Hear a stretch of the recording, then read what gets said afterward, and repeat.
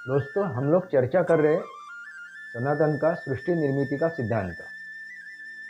सनातन का सृष्टि निर्मिति का सिद्धांत वो किस स्वरूप में बताने की कोशिश की है? विष्णु के दशा अवतार। हम लोगों ने अभी तक जो भी एपिसोड किए हैं उसमें हम लोगों ने 7वें अवतार तक यानी प्रभु रामचंद्र जी के अवतार तक हम लोगों ने वो जाना है, समझा है क्या सिद्धांत है। आज हम लोग क्या जानने की कोशिश करेंगे कि 8वां अवतार, विष्णु का 8वां अवतार भगवान श्री कृष्ण का। और एक मैं आपको कहानी भी बताऊंगा। दोनों चर्चा हम लोग करेंगे, 7वें अवतार की और 8वें अवतार की। दोस्तों कल मैं वाड़ा में जाके भी आया हूँ, वैद्य जी को मिलके भी आया हूँ। उनके बारे में भी आपको मैं जानकारी दूंगा इस एपिसोड में।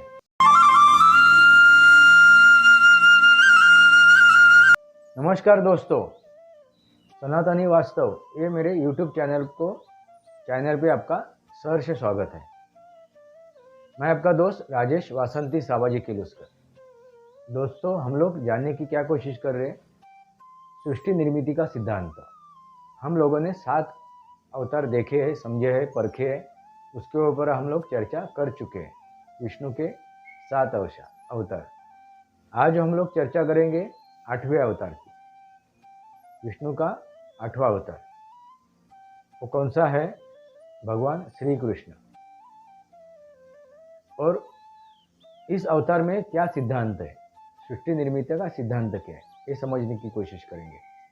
इसके पहले जो हम लोगों ने प्रभु रामचंद्र के बारे में जो चर्चा की थी उसमें क्या सिद्धांत समझ लिया था? देखिए, शुरुआत कहाँ से है सृष्टि निर्मिति का? वो है जलचर, उभयचर और भूचर। ये जो स्थित्यंतर हो रहे थे तब इंसान की या अन्य प्राणियों की शरीर में भी परिवर्तन हो रहा था, शरीर में भी स्थित्यंतर हो रहा था, और उनके बुद्धि में भी परिवर्तन, स्थित्यंतर, उत्क्रांति हो रही थी। हर एक जीव में, उसमें मनुष्य प्राणी भी आ गया। तो मनुष्य प्राणी का भी शरीर में भी परिवर्तन होते गया। जैसा वो जलचर था, जलचर के बाद वो उभयचर हुआ, उभयचर के बाद वो भूचर हुआ, तो उसके शरीर में भी परिवर्तन आते गए और उसके बुद्धि में भी परिवर्तन आते गए, उत्क्रांति होती गई, बदलाव आते गए। और आज हम लोग किस पड़ाव पे आ गए? वो है भगवान श्री कृष्ण का 8वां अवतार। दोस्तों अभी शरीर में परिवर्तन नहीं हो रहा है, वो है शरीर में परिवर्तन होगा ही, मगर वो ऊंचाई में या उम्र में होगा। मगर अभी जो परिवर्तन हो रहा है बुद्धि में। राम जी का जो अवतार है वो पूर्ण मनुष्य प्राणी को कैसा जीना है, इस निसर्ग ने, इस सृष्टि ने उसको जन्म दिया है, तो उसको कैसा जीना चाहिए, वो आदर्श पुरुष है। कौन है? प्रभु रामचंद्र। प्रभु रामचंद्र ये आदर्श पुरुष है। वो पुरुषोत्तम है। उनके जीवन में उन्होंने जी के दिखाया है कैसा जीना है। वो कैसा जीना है? मर्यादा में रह के। इंसान को कैसा जीना जरूरी है? मर्यादा में रह के। और मर्यादा में रह के वो खुद अपना जीवन व्यापन करेगा तो उसके परिवार का, उसके समाज का कल्याण ही होगा। हर एक जीव का कल्याण होगा जिनसे वो जुड़ा हुआ है। जियो और जीने दो, जियो और जीने दो। उसके लिए क्या सिद्धांत में बताया है? एक वाणी ने जो बोला वो सोच समझ के बोला, वो सोच समझ के बोला। जो भी बोला, जो भी हम लोग बात करते हैं वो सोच समझ के, अध्ययन करके, मनन करके, चिंतन करके। जो भी जी में आया वो बकना गलत बात है। सोच समझ के चर्चा करना, बात करना, अपना वक्तव्य रखना। दूसरी चीज़ है कि एक वचनी, यानी एक बार मैंने कह दिया, वचन दे दिया वचन देना यानी प्रॉमिस की बात नहीं कर रहा हूँ, चलो आज मैं आपको प्रॉमिस कर रहा हूँ। जो भी हम लोग दूसरे को कह रहे कि आज ये मैं चीज़ करूँगा तो करूँगा ही, वो मैं करूँगा ही, ये ऐसा ही मैं आपसे जुड़ूंगा तो जुड़ूंगा ही, यानी वचन ही हो गया वो। यानी एक बार मैंने कह दिया कि मुझे ऐसा करना है, ये करना है, ये नहीं करना है, ये करना है, ये हिसाब से करना है, मैं यहाँ पे रुकूंगा, मैं ये नहीं करूँगा। ये जो बात हम लोग जब करेंगे अन्यों से, दूसरों से, तब हमें सोच समझ के बोलना है। और जब बोलेंगे तो उसका क्या करेंगे, हम लोग पालन भी करेंगे। एक बार मैंने बोल दिया सो बोल दिया, फिर उसमें परिवर्तन नहीं। इसलिए प्रभु रामचंद्र जी ने जो जो बातें की, जो जो वचन दिए, वो उन्होंने क्या किया, उसके ऊपर वो डटे रहे। और तीसरा वचन क्या है उनका, तीसरी बात क्या है सिद्धांत कि एक पत्नी, यानी महिलाओं का आदर करना, महिलाओं का आदर करना। एक पत्नी, सिर्फ एक पत्नी है, बाकी सब मेरे महा बहनें हैं और उनके अलग अलग नाते हैं। मासी है, माँ है, आत्या है, जो भी है, जो भी नाते हैं वो अलग नाते हैं, मगर एक ही नाता वो है, वो पत्नी का, तो एक ही स्त्री के साथ, एक वाणी, एक वचनी और एक पत्नी, उस सिद्धांत में एक कहा गया है। अभी हम लोग आते हैं भगवान श्री कृष्ण का जो अवतार है, उसमें क्या सिद्धांत है ये समझने की कोशिश करते हैं, और उसके बाद मैं आपको एक कहानी बताऊंगा। दोस्तों, भगवान श्री कृष्ण का हम आप लोगों ने जन्म से जो देखा और अंतिम समय तक जो सुना है, जो भी कहानी आपने सुनी है, तो आपको पूरा उनका जो लीला है, उनका जीवन क्रम है, वो आपको समझ में आया होगा, आपने सुना होगा।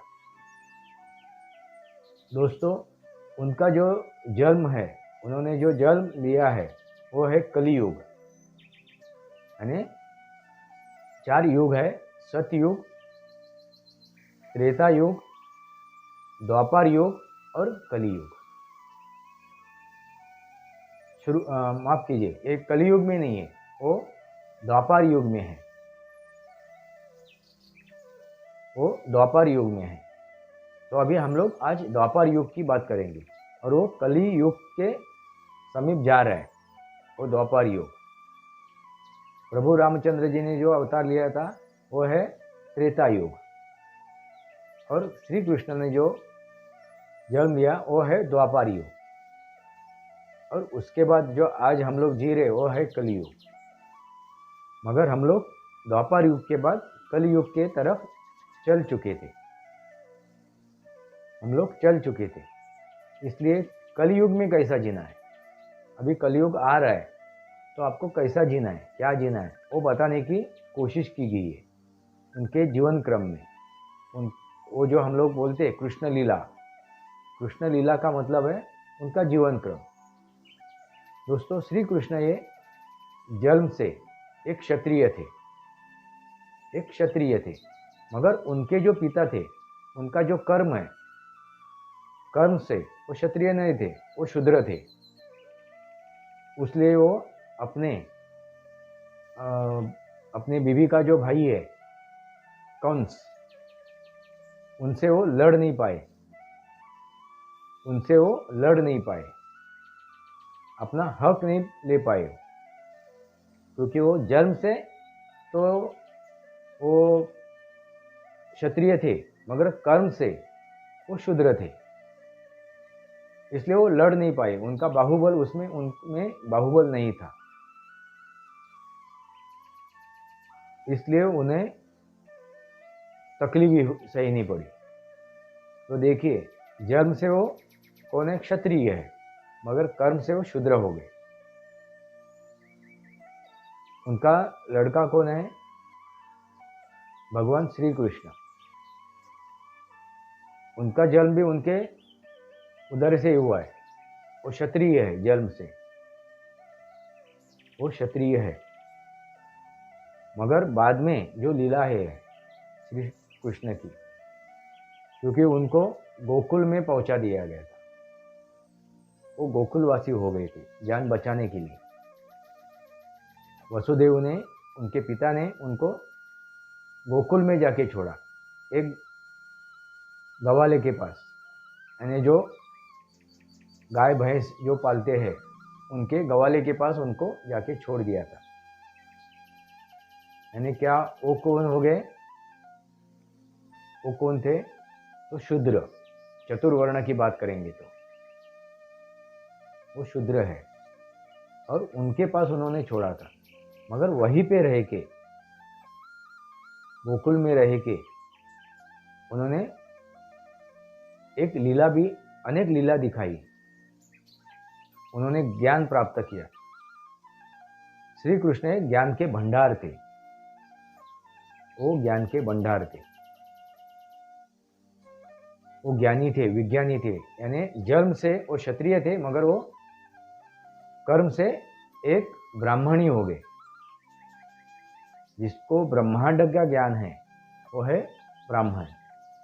वो जन्म से क्षत्रिय थे, मगर कर्म से वो कौन हो गए? ब्राह्मण। इसलिए उन्होंने अपने मुख में भी ब्रह्मांड दिखाया अपनी माँ को, यशोदा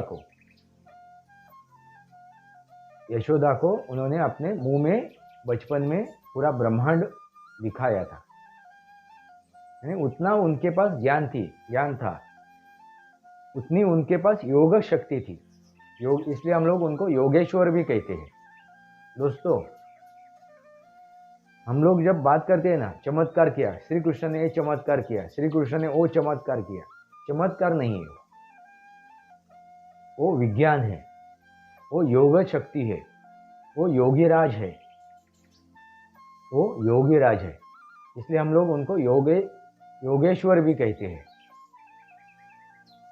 तो योग शक्ति उनमें बचपन से ही थी, उन्होंने योग शक्ति बचपन से ही प्राप्त की थी। है कितने, देखिए कितने वो टैलेंटेड थे।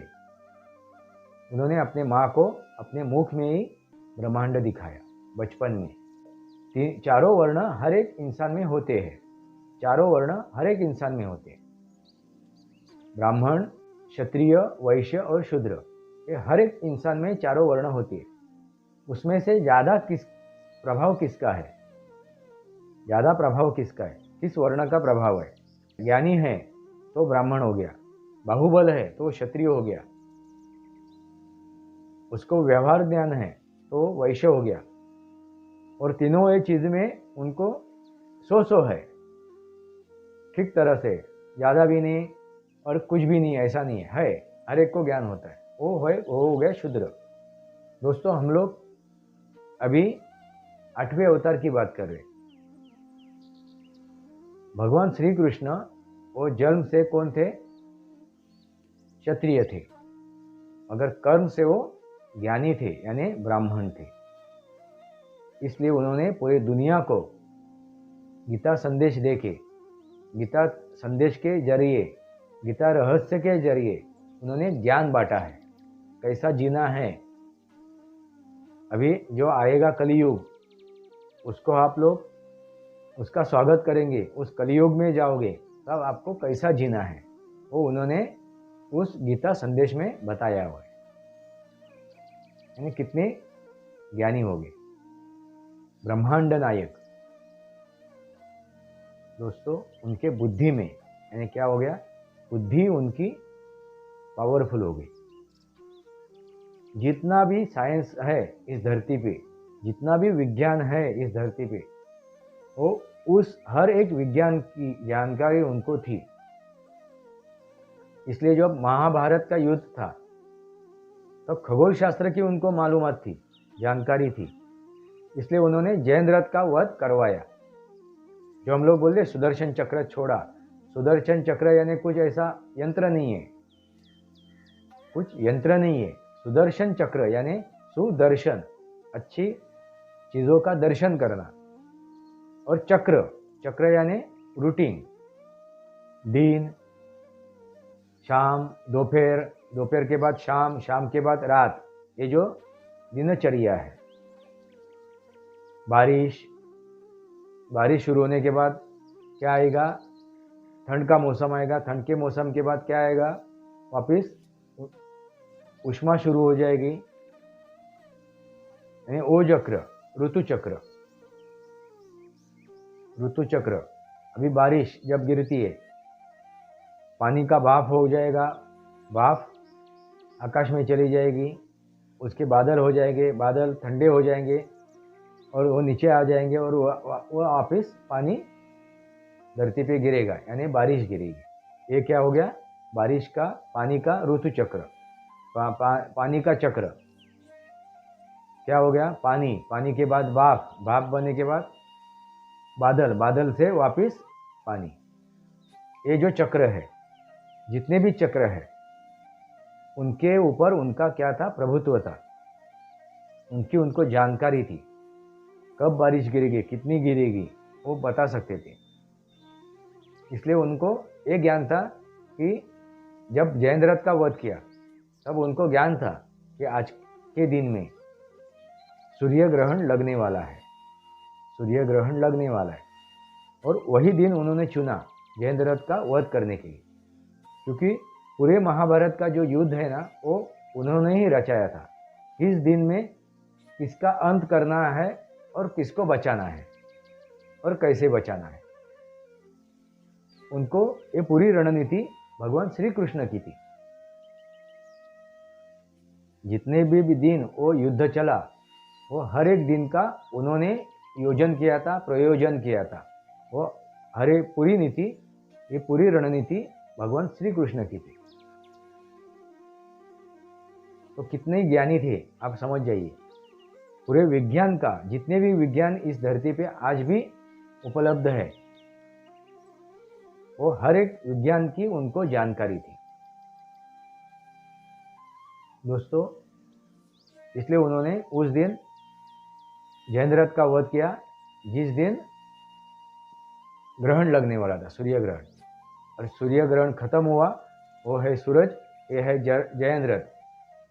अर्जुन उठाओ गांडीव और चलाओ तीर। आपको समझ में आया होगा, एक एग्जाम्पल मैंने दिया। वो कितने ज्ञानी थे दोस्तों, ज्ञान का भंडार थे। इसलिए हम लोग क्या कहते हैं? कृष्ण वंदे जगत गुरु। वो पूरे जगत के गुरु है। उन्होंने पूरा मार्गदर्शन किया है अपने जीवन क्रम में।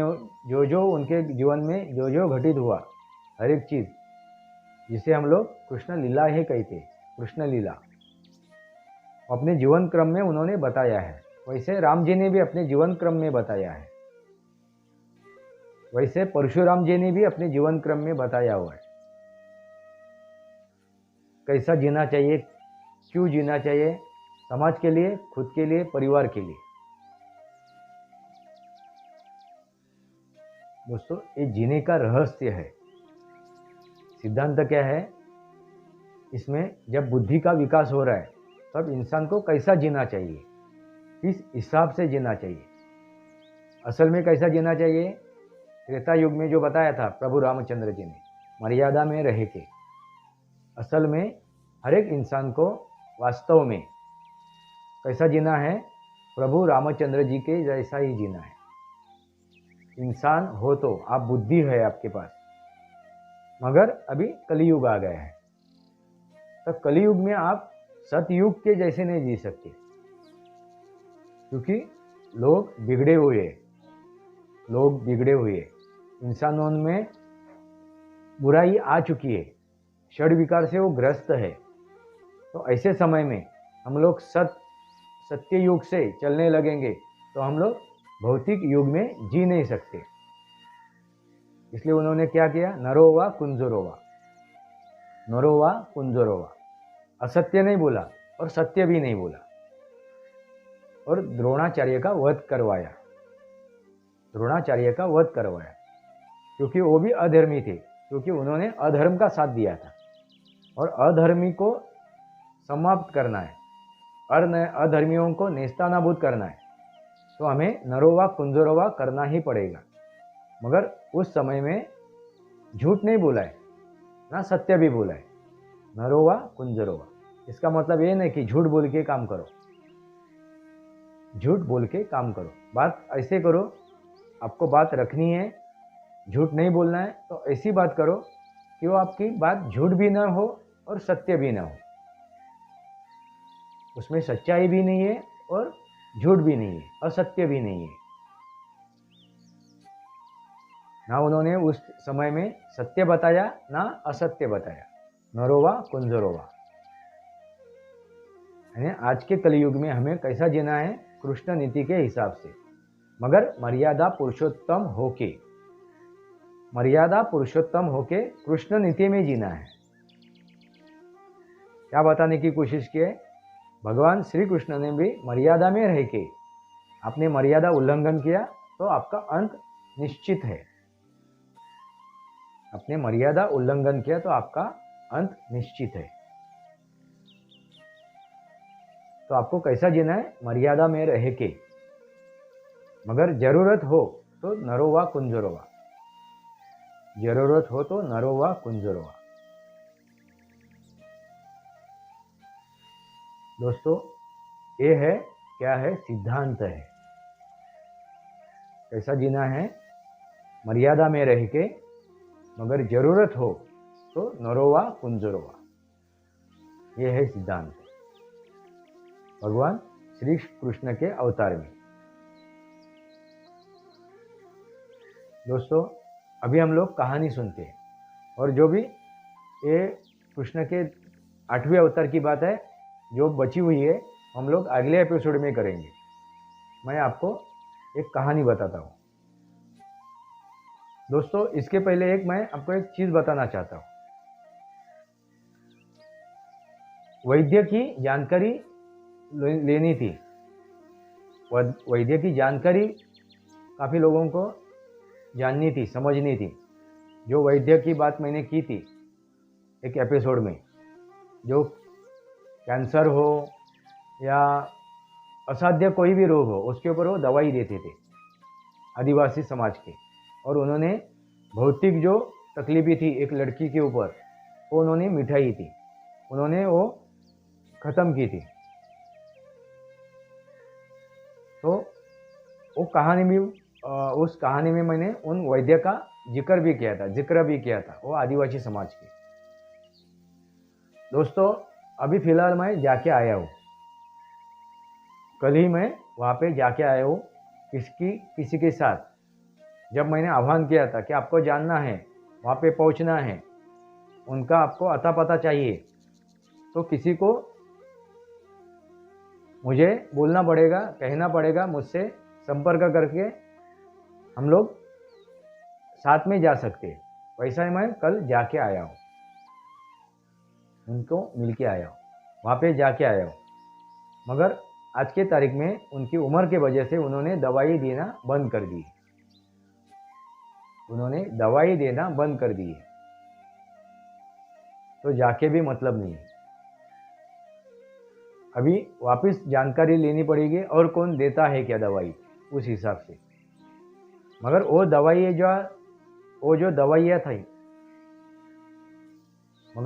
दवाइयाँ थी उसके बारे में मुझे जानकारी है, मैं आपको जानकारी दे सकता हूँ। दोस्तों, उनको जितनी जानकारी थी उतनी जानकारी तो मुझे नहीं है, मगर काफ़ी कुछ जानकारी मैंने उनसे प्राप्त की थी। मैंने सीख भी लिया था, समझ भी लिया था। उस समय उनके पास मैं लगातार जा रहा था, उधर मैं रह भी चुका उनके साथ। तो काफ़ी कुछ दवाइयों के बारे में मुझे मालूम है। तो जितना भी मैं आपको सहयोग कर सकता हूँ उतना मैं सहयोग आपको कर सकता हूँ। आपको मैं जितना भी मुझसे हो उतना मैं दवाइयों के बारे में, आयुर्वेद के बारे में मैं आपसे सहयोग कर सकता हूँ।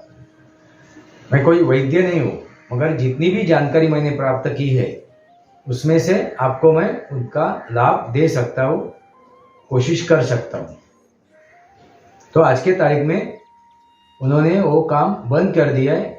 वो काफ़ी उनकी उम्र हो चुकी है, क्योंकि जब आखिरी बार मैंने मिला था मैं उनको, तब उनकी उम्र 88 के आसपास थी, 89 के आसपास थी। यानी तभी भी वो बुजुर्ग थे, और अभी तो 4-5 साल निकल गए, यानी 90 पार कर चुके हो। अभी वो जंगल में नहीं घूमते, वो नहीं जा पाते, इसलिए उन्होंने दवाई देना बंद कर दी है। जितने भी उनके पास आजू बाजू में है वो दवाइयाँ उपलब्ध करते, वो उतनी दवाई देते, मगर पहले जैसे वो दवाइयाँ वो नहीं देते। ठीक है दोस्तों, हम लोग कहानी की तरफ जाते हैं।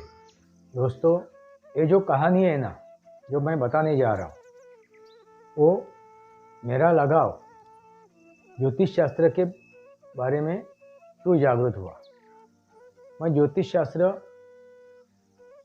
के तरफ क्यों मुड़ा, क्यों मैंने वो सीखने की कोशिश की, उसके पीछे एक रीज़न था। मेरी जो बड़ी बहन है, यानी उम्र से मुझसे छोटी है, मगर बहनों में वो बड़ी है, उससे मेरा काफ़ी लगाव था। तो मेरे पिताजी से, माँ के मुँह से काफ़ी बार मैंने सुना था कि उसकी पत्रिका देखनी जरूरी है, उसकी कुंडली देख के ही शादी करनी जरूरी है, वरना उसको तकलीफ हो सकती है। तो मैंने सोचा कि मेरी बहन की शादी है, उसके ज़िंदगी में तकलीफें आ जाएगी और मैं सह नहीं पाऊँगा, वो नहीं देख नहीं पाऊँगा, मेरी बहन की ज़िंदगी में ये तकलीफें आएगी। तो मुझे अभी जानना ज़रूरी है, वाकई में पत्रिका जो कुंडली है वो सही होती है क्या, ज्योतिष शास्त्र वाकई में सही है क्या, उसमें सच्चाई है क्या। और इस तरह से मैं ज्योतिष शास्त्र के ज्ञान प्राप्त करने के लिए उसके पीछे लग गया। फिर मैंने वेदों का अध्ययन शुरू किया, उपनिषदों का अध्ययन शुरू किया, ज्योतिष पुराण मैंने पढ़ा। ऐसे करते करते काफ़ी ग्रंथ मैंने पढ़ना शुरू किया, समझना शुरू किया, और इस तरफ बढ़ने का जरिया यानी कारण ही वही था, मेरी बहन की शादी। काफ़ी मैं उसको डीप चलते गया, काफ़ी मैं ज्योतिष शास्त्र के बारे में ज्ञान प्राप्त करते गया, काफ़ी ज्योतिषों के साथ मैंने चर्चा भी की, उनसे समझने की भी कोशिश की, अलग अलग तरह से मैं ज्योतिष समझने की कोशिश कर रहा था। और उसी दरमियान फिर गुण मिलन करके मेरे बहन की शादी हुई। थोड़ा बहुत इधर उधर हुआ था शादी में, तो भी हो गई, और आज वो ठीक है, उसका संसार ठीक तरह से चल रहा है, उसमें थोड़ा सा मेरा भी योगदान है शादी में। आज के तारीख में वो ठीक है। वीडियो पसंद है दोस्तों, लाइक कीजिए, उसके बाद दोस्तों के साथ शेयर कीजिए। मेरे दूसरे एक बहन की शादी है, सब्सक्राइब कर दीजिए, उसकी उससे छोटी बहन, खुश रहे, खुशियां बांटते, तो उसके पत्रिका मैंने देखने शुरू कर दिया। Thank you.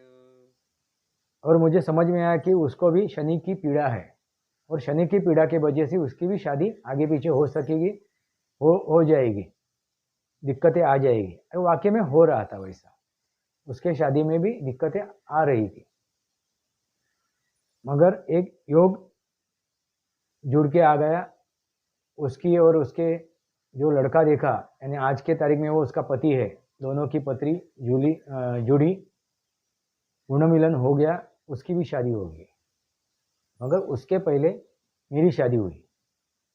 मैंने सोचा कि वाकई में इसका असर गिरता है क्या जिंदगी के ऊपर, भविष्य का, ज्योतिष शास्त्र का अपने भविष्य के ऊपर असर गिरता है क्या, वो जानना है तो क्या करना पड़ेगा। एक तो क्या करना पड़ेगा, प्रयोग करना पड़ेगा। अभी साइंटिस्ट लोग जो है वो प्रयोग करते हैं, कोई दवाई जब उसका टेस्ट लेना है, उसकी जानकारी लेनी है, तो चूहों के ऊपर, बिल्ली के ऊपर, ऐसे जानवरों के ऊपर उसका क्या होता है, प्रयोग होता है, जांच पड़ताल होती है। मगर अभी मैंने सोचा कि ये मैं कैसा करूँ जांच पड़ताल, कि वाकई में इसका असर गिरता है क्या। मैंने सोचा कि चलो अपने ऊपर ही एक आजमा ले, अपने ऊपर ही आजमा ले। और मैंने जब शादी के लिए मैं जब तैयार हुआ था, तब मैंने सोचा कि मैं पत्रिका देख के नहीं शादी करूँगा, पत्रिका देख के शादी नहीं करूँगा, गुण मिलन करके शादी नहीं करूँगा। और वैसा ही हुआ। मेरी बीबी और मेरी जो कुंडली है उसका गुण मिलन हुआ नहीं, सिर्फ 9 गुण मिले वहाँ उसमें। तो भी मैंने बोला नहीं, शादी करनी है, क्योंकि हमारी बात तो ही थी, हम लोगों ने चर्चा की थी, मेरी और मेरी बीवी की चर्चा हुई थी शादी के पहले, और एक दूसरे के प्रति एक प्रेम भाव भी निर्माण हुआ था। शादी की पहले की बात कर रहा हूँ, अरेंज मैरिज ही है, मगर जब मैंने मैरिज ब्यूरो से उसकी डिटेल ले ली और उससे कांटेक्ट किया और फिर हमारा मिलना जुलना शुरू हो गया, तो हमारे ख्याल मिलते जुलते थे, ऐसा मुझे लगा, ऐसा ही था। और मैंने सोचा कि चलो शादी कर लेते, कोई दिक्कत नहीं है। और मैंने वाकई में शादी की उस महिला से जो मेरी बीवी है। मगर शादी के बाद वाकई में असर दिखने लगे, शादी के बाद वाकई में असर दिखने लगे।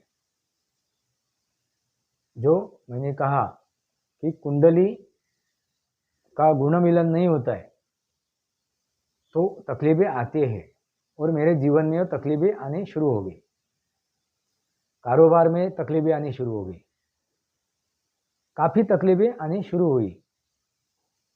वो क्यों आती है, क्या उसका रीज़न क्या है, वो भी मैं बताऊंगा आपको, उसके पीछे क्या राज है, वो किस वजह से होती है, वो भी मैं आपको बताऊंगा। मगर वाकई में वो होने लगा, हमारी अनबन होने लगी, तू मैं होने लगी दोस्तों, ये वाकई में होने लगा। तो मैं समझ गया कि वाकई में ये मैंने गुण मिलन नहीं किया, पत्री हमारी जुड़ी नहीं है, इसलिए ये सब कुछ हो रहा है। मगर मैं जानता था कि क्या करना है क्या नहीं करना है। मैं संभल कर एक एक पग उठा रहा था। हमारे 12-13 साल मेरा संसार हम लोग खींच रहे थे, जबरदस्ती नहीं, मगर चल रहा था, ठीक तरह से चल रहा था। मगर उसके पहले एक ऐसी घटना घटी शादी के बाद कि मेरे काम धंधों में तकलीफें आने लगी थी। तो मेरी पत्नी बोली कि मेरे एक मामा हैं, उनके पास चले जाते हैं और उनको पति दिखाते, आपकी कुंडली दिखाते, मेरी भी दिखाएंगे और उनसे जानकारी भी ले लेंगे। बोलो ठीक है, चलेगा। तब उसको मालूम नहीं था कि मैं ये अध्ययन कर चुका हूँ, मुझे जानकारी है ज्योतिष शास्त्र के बारे में। मैंने उसको नहीं कहा था, ना उसको पता था कि मुझे जानकारी है, मैं अध्ययन कर चुका हूँ। मैं बोला चल जाते हैं, और हम लोग उनके पास चले गए। तभी मैंने उसको क्या कहा, मेरी बीबी को, कि आप उसको, आपके मामा को बोलो मत कि मेरी पत्रिका है, ये तेरी पत्रिका है। इतना ही बोलो कि ये एक लड़के की है और एक लड़की की है, और ये मेरे दोस्त है, उनकी पत्रिका क्या करनी है, गुण मिलन करना है, उनका देखना है इनकी शादी हो सकती है क्या, शादी करेंगे तो भी चलेगा क्या, क्योंकि दोनों एक दूसरे से प्यार करते हैं। ऐसा कह के वो पत्री उनके सामने रखी, मेरी और मेरी बीबी की। उनके मामा ने वो पत्री ली दोनों की और गुण मिलन करना शुरू कर दिया। और थोड़े वक्त के बाद वो दोनों की पत्री उठा के उसने बाजू में रख दी, यानी फेंक ही दी सीधा। बोले नहीं, इस झंझट में मत पड़ो, इनको तकलीफ भी आएगी, ठीक तरह से उनका संसार नहीं होगा, संसार वो नहीं कर पाएंगे, बाजू में रखो। और उन्होंने कहा कि तीसरे महीने में उसका घटस्फोट हो जाएगा, दोनों अलग हो सकते हैं तीसरे महीने में, तो इसको बाजू में रखो।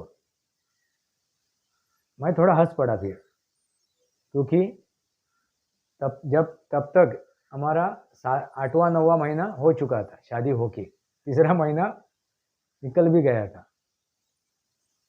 मैं थोड़ा बहुत चक्का हो गया कि अरे, मुझे मालूम था ये जो बोल रहे हो सही बोल रहे, क्योंकि वही अध्ययन मेरा भी था।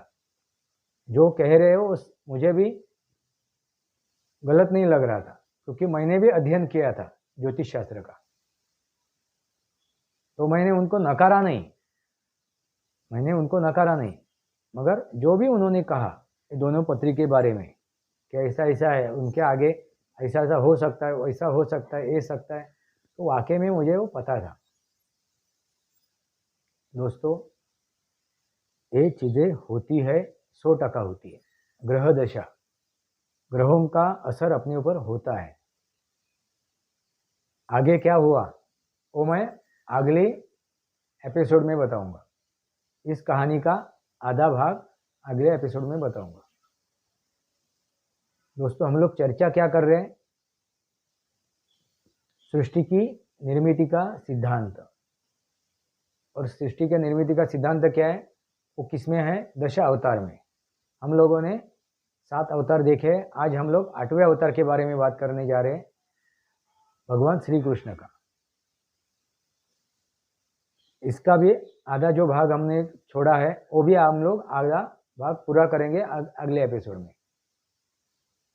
सनातनी वास्तव ये मेरे YouTube चैनल को सब्सक्राइब कीजिए, बेल आइकन दबाइए। मेरे विचार सही लगे तो लाइक कीजिए और आपके विचार कमेंट बॉक्स में लिखिए। आज के लिए इतना ही। भारत माता की जय। वंदे मातरम। जय भारत, जय महाराष्ट्र, जय सनातन।